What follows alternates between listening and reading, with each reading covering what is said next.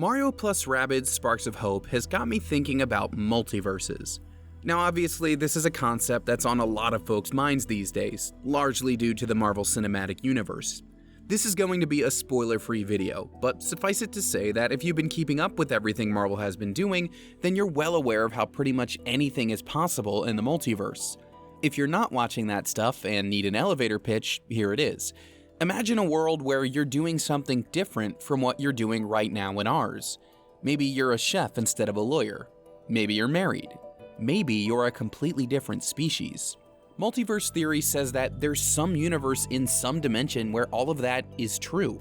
Part of the fun of this sort of thinking is imagining what it would be like to cross over and meet those other versions of you.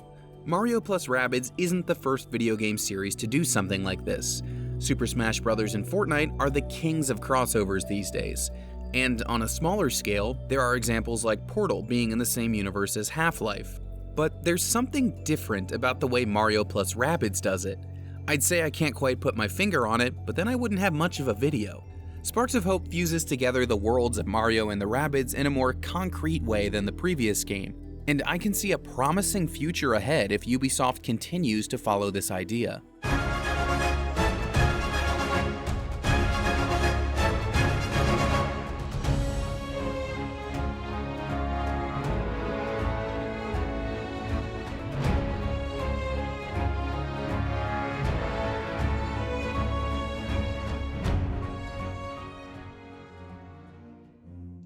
Ooh, right. You know, normally I play a character when I do this green screen thing, but I guess I'll just stick around and see what happens. Back to you, me, with a better microphone. Thanks, me. Now, the name Mario plus Rabbids is already pretty self-explanatory. It's literally Mario and the Mushroom Kingdom crew meeting Ubisoft's Rabbids. The result is a squad that includes Rabbid versions of Mario, Luigi, and Peach. Yoshi sits this one out. What I love about these Rabbid counterparts is that they have such radically different personalities from the heroes they're based on. Mario is of course our noble leader and all-around hero, but without any braggadocio. Rabbid Mario, on the other hand, is a big flexer. There's a real gusto behind his attacks. Also, he somehow has an even more cartoony Italian accent than Mario. 1, 2, 4! Then there's Luigi, who's never been quite as brave as his big brother. In Sparks of Hope, however, he's really sharp, serving as a sniper with a long-range bow. There's a loyal sincerity to him, whereas Rabbid Luigi is a carefree little jokester. He takes all of this much less seriously, using a frisbee in battle and even breakdancing to weaken his enemies. The last of the starting party Rabbids is my personal favorite, Rabbid Peach. Princess Toadstool is of course kind and prim and proper, despite the fact that she can rain down hellfire on her enemies with the right spark. Rabbid Peach is a total valley girl, but like if the prom queen also went to medical school and learned how to patch up her friends. Healing pads, literally.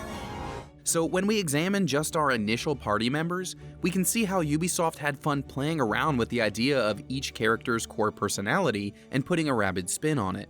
It makes me wonder what other versions of me could be out there. Still here. Whoa. Dude, are you me? Not quite. I'm the version of you that decided to stick with biology. So you're like the Dr. Mario version of me. Well, that's reductive, but sure, you can think of me that way if you wish. Sparks of Hope doesn't stop at those 6 party members. That's because the first game was tethered to the Mushroom Kingdom, whereas this one is a galactic adventure. It's like Mario plus Rabbids plus space. The universe is basically torn open when the sparks show up. These cute little things are the Rabbid version of Lumas from Super Mario Galaxy. They bring a range of fantastic power combinations to the table, giving you the ability to control the elements and even reflect damage back at your opponents. Super Mario Galaxy was also our introduction to Rosalina, which is why Sparks of Hope brings us Rabbid Rosalina. Once again, we get a great foil to an established character. Rosalina is a determined, caring individual. She has to be, considering she takes care of all the Lumas and basically runs an entire space station. Rabbid Rosalina, on the other hand, is like a sleepy little bookworm. She's smart, but she's also sluggish. Her Her ability to lock down enemies and cancel their turns is pretty sick though. But the developers didn't stop at just putting new spins on existing characters. Sparks of Hope also introduces us to Edge, who feels like she's crossed over from an entirely different genre. The anime hairdo, the black jacket, the big honkin' sword, she would be a perfect addition to any RPG. Of course, Mario has already had games like that. I literally have a video about Super Mario RPG on this channel. But there's something special about Edge, because she brings that RPG flavor, yet mixes with the freeform tactical elements of this game so well. This merging of the multiverse is even enough to bring enemies together. Bowser is the perennial villain of the Mario series, but even he knows that teaming up with Mario is the smart move when there's an intergalactic threat out there. Again, we've seen Bowser begrudgingly help Mario before, but not with this particular skill set. He's the rocket-launching tank character, who uses both brute strength and special tactics. With Bowser on the team, the party is complete.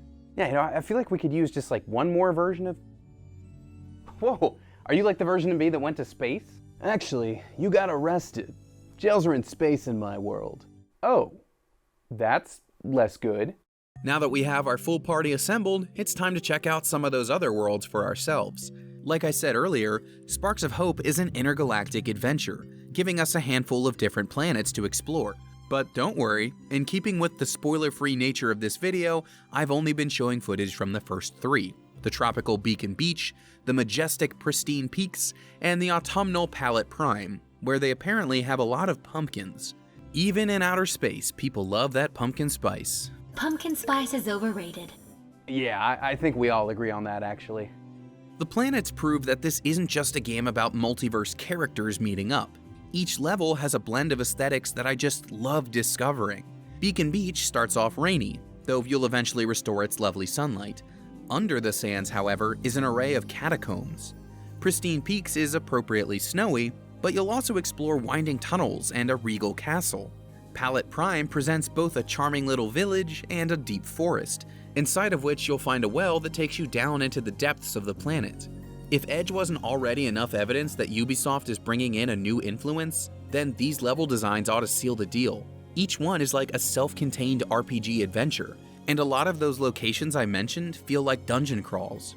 On top of that, you've got side quests that involve helping others, or solving puzzles, or collecting red coins, Mario style.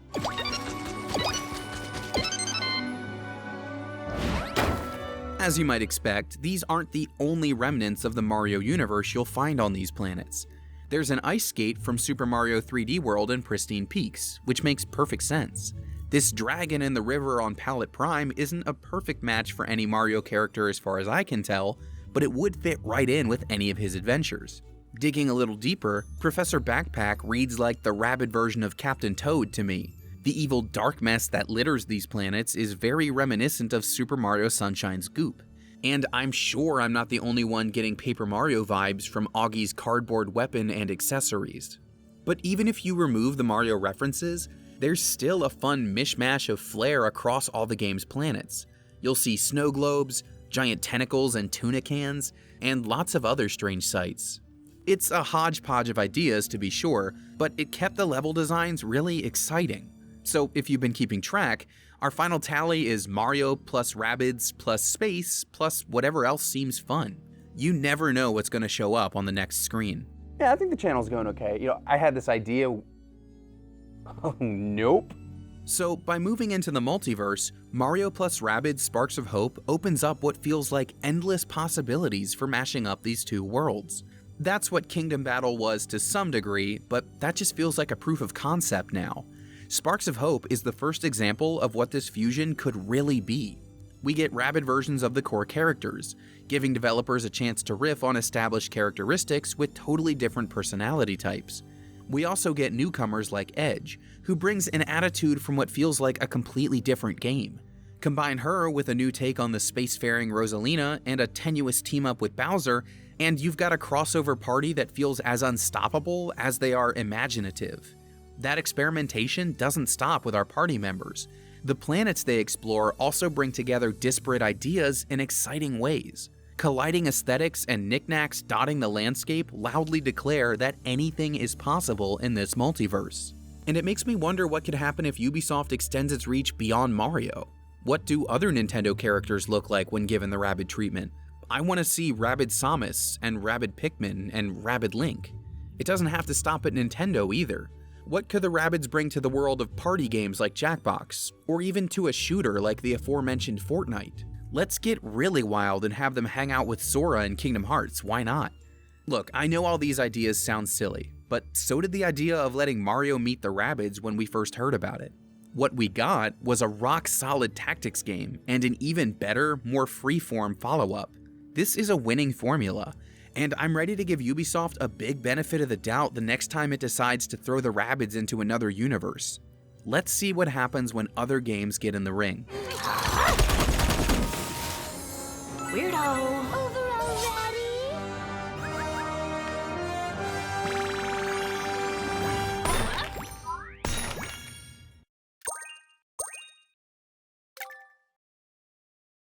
Hey, thank you so much for watching this video. If you like what Framework is doing, definitely hit that subscribe button in the middle because it would help all of us out an awful lot. And if you want to see what we've already cooked up, you can hit that link on the far left. Thanks for watching, and we'll see you next time.